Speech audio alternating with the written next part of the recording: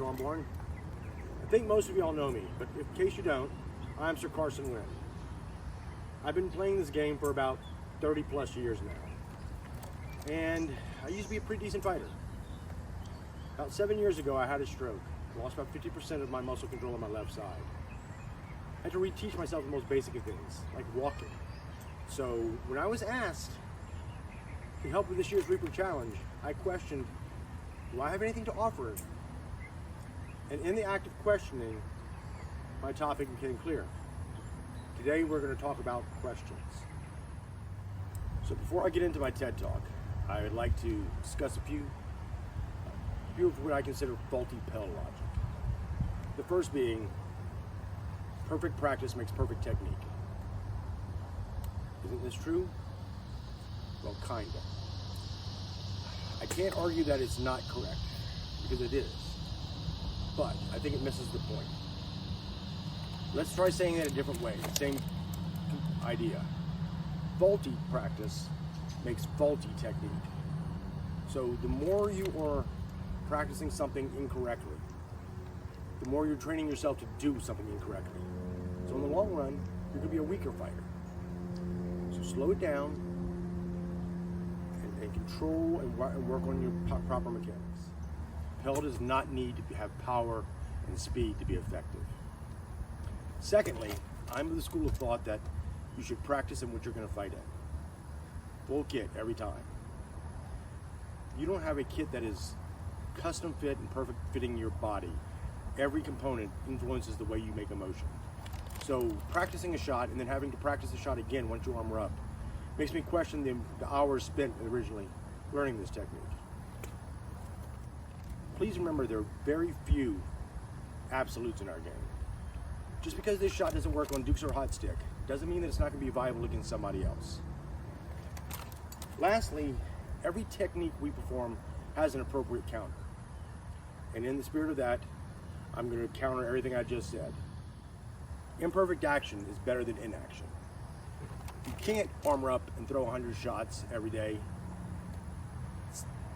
It's better to go throw 20 shots in your work clothes 2 or 3 times a week. I think that's enough explanation to understand where I'm coming from. So I'm going to begin with this. There are 3 components to success in our game: training, practice, and competition. Training is what you do on the Pell. You train your body to throw a shot or a combo or whatever it happens to be. Then you practice those techniques you trained yourself to do at fighter practice. And then you use those techniques you practiced at fighter practice to compete in the list. Each one of these stages influences the success of all these stages. Pell practice is the most basic foundation you're going to start with in fighting. So where do we begin? Well, first thing you need to do is gear up to whatever level you're comfortable in. Today I'm not fighting in my helm or my chest or extra clothing, just so you can see my body and what I'm doing. So once you're geared up, you step in front of the Pell. Now get into your stance. Ask yourself, why is this your stance? And because Dukes or Hot Stick said so is not a valid answer. What shots can I throw from here? Are those shots even open? Are those my best shots? If not, why I'm not standing someplace that allows me to throw my best shots? You need to constantly be questioning and making adjustments until you find what works for you. Everybody throws every shot slightly different. You need to learn to work it into what you do. So let's say you decided you fight in a A-frame or a flag stance. Okay? From here, you determined that, I don't know, your onside leg here is the open target. How do you want to hit it? Well, the most obvious answer, just throw the leg shot. You can also throw a rack. But is there anything you can do to make that shot open up even more? But typically, by attacking the opposite quadrant, you're going to pull the defenses that direction. So a threat to this side brings the shield up and allows your leg shot to be more effective. So is there anything I can do to make that shot open up even more? Well, typically an attack to the offside quadrant will bring the shield up and over, which opens the leg up to making your leg shot eventually more effective. But in doing a fake or feint to this side, you're leaving yourself open. So, how do you counter that? Well, recover into a house block. Always recover into a block of some sort. Now, you're protected. You can determine how you want to throw your wrap. But there's something else you can do to make it even more effective. You can close that distance. So you've thrown the temple shot, you've stepped into a house block, and you've thrown the wrap. And you notice majority of that motion, I was covered. The house block transitioned behind me, the shield came up, and the wrap comes around. This brings up a point I'd like to make. Too many people throw the pelt like this and reset every single time. Don't do that. It's not how we fight. You're throwing a shot, you need to block and move. So before I continue, I want to talk about a tangent here. There's a concept that I've incorporated into my fight since the 80s. The word I use for it is a free spot.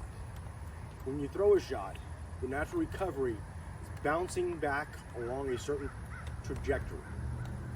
If you control that shot to the point where you can put the sword in a position where you can attack again, from here, the sword is balanced and it's much easier to rotate this way without losing any of the momentum you originally had with the first shot.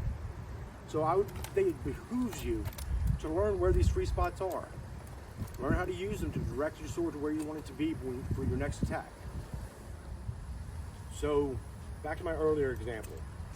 You threaten the temple, you throw it into a block, you stepped, and you wrapped. Here's where a lot of people make a mistake in the fight. They assume their opponent's going to call the shot. The most beautiful thing about our game is that my opponent is the only person who can determine whether or not the shot was good. That keeps us on a level and even playing field, and you know if your honor is being besmirched. That is a truly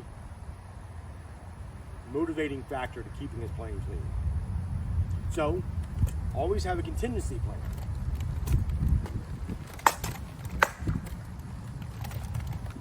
Continue the shot until you hear good.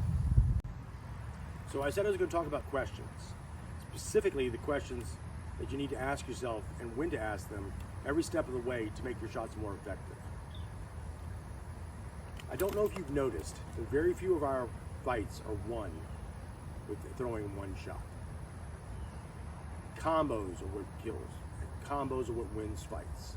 Gotta learn combos. So I'm going to be talking about shot selection, movement, chambering, and targeting. But I'm going to be talking about them as they pertain to building effective combos. So, combos.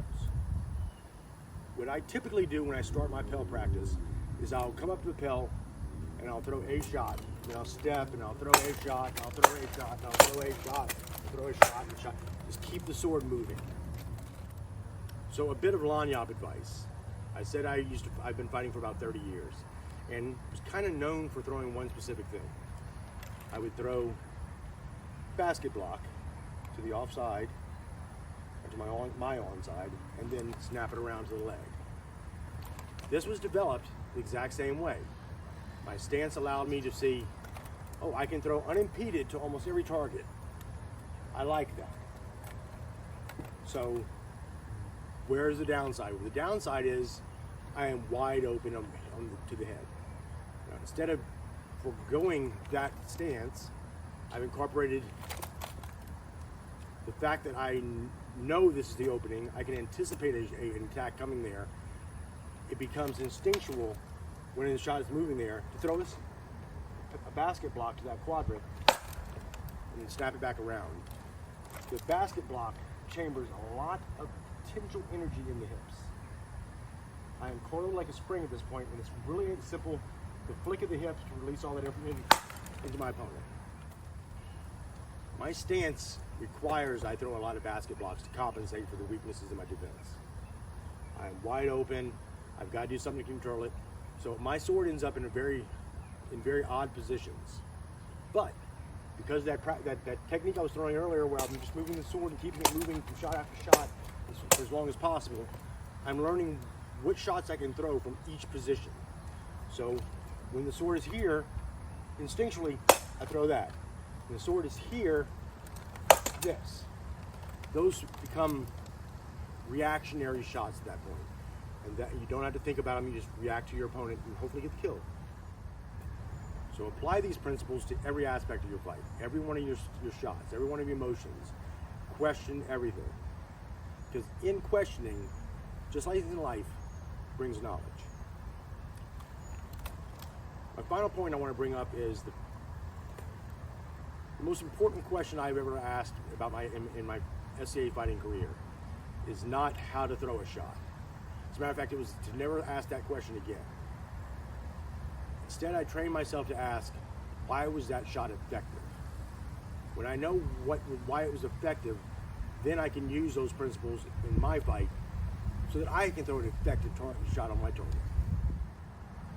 I hope this has been educational or informative in some sort of way, and I wish y'all luck in this year's Reaper Challenge, and look forward to seeing you each on the field. In the meantime, all hail.